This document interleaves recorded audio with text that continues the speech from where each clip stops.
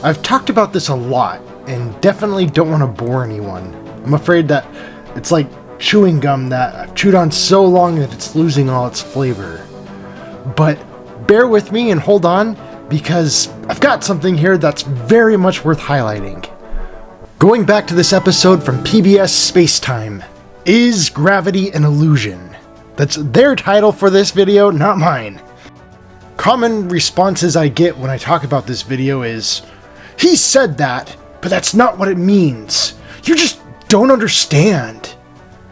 And that's where I really find it empowering to break things down as simply as I can, to the point that it's so basic, when they say that, it's like they're denying the nose on their faces.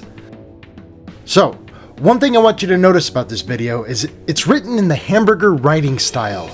It is a really common writing format found in the US public school system.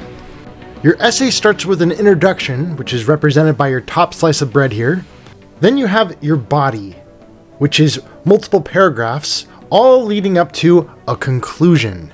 Now let's go listen to Dr. Perez's intro. Isaac Newton said that an apple falls because a gravitational force accelerates it toward the ground. But what if it's really the ground accelerating up to meet the apple? Those are the very first words out of his mouth in this video. And to make it even more clear about what he is talking about, he provides an animation with the Earth rising upwards in the background.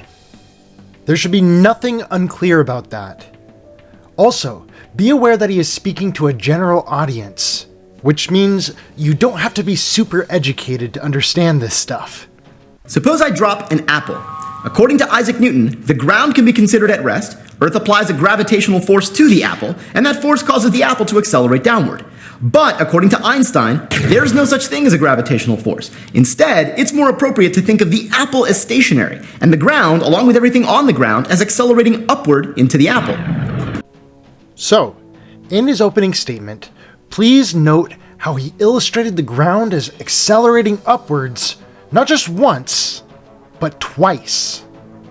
He is trying to make it really clear that that is exactly what he's talking about, and he is directly saying that Einstein believed that is exactly what the Earth is doing. It is shocking that he would say that, but there is nothing confusing about it. Now what I just said sounds preposterous and maybe even moronic, but it's not sophistry.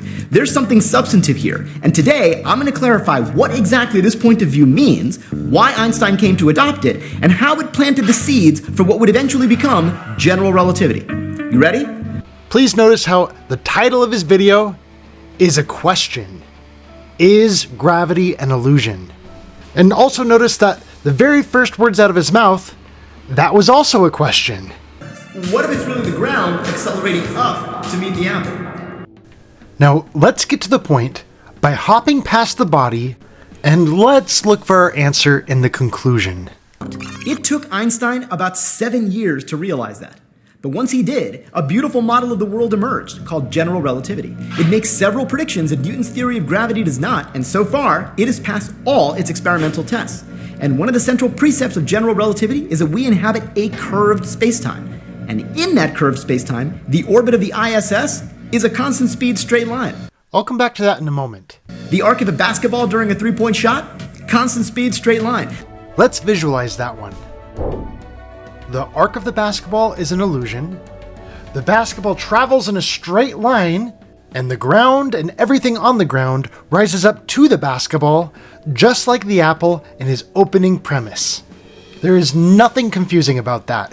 It is plain as day, simple to understand. But you, sitting perfectly still in this chair watching this video, you, my friend, are accelerating, giving you the impression that there's a force of gravity when in fact no such thing exists. When in fact no such thing exists. Please notice the definitive language there. That, my friends, is an answer. Is gravity an illusion? You, sitting perfectly still in this chair watching this video, you, my friend, are accelerating. That is again drawing on that prior context that he established in the beginning of his video. Giving you the impression that there's a force of gravity when in fact no such thing exists. Okay, now we talked about the basketball. Now let's jump back and talk about the ISS. And in that curved spacetime, the orbit of the ISS is a constant speed straight line. So, just like the basketball, there is no arch going around a globe for the ISS. The problem is, with no arch, that doesn't work on a globe. That can only work on a flat Earth. But not just any flat Earth. It's gotta be this weird Pac-Man version of a flat Earth. It's far different from what NASA claims.